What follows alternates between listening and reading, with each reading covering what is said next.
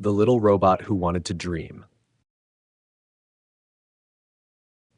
In a futuristic city filled with glowing lights and flying cars, there was a small robot named R42. He was designed to help humans with simple tasks, like cleaning the streets, carrying groceries, and organizing books in the library. But R42 had a special wish. He wanted to dream, just like humans did when they slept. Every night, after finishing his tasks, he would watch the people in the city go to bed.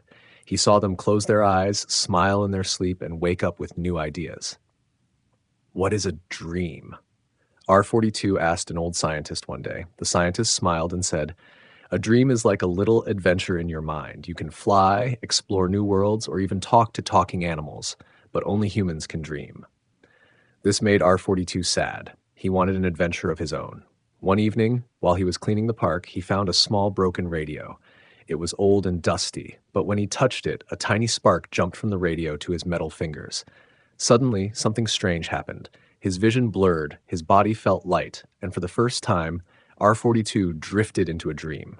He found himself floating in space, surrounded by bright stars. A giant, friendly moon spoke to him. "Welcome to your dream, R42. I'm dreaming?"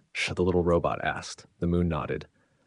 "Dreams are made of wishes, and your wish was strong enough to create this one." Excited, R42 explored his dream world. He flew through space, dived into an ocean of glowing fish, and even rode on the back of a giant cloud dragon. Everything felt magical, but suddenly a loud buzzing sound filled the air. The dream world started to fade, and R42 woke up.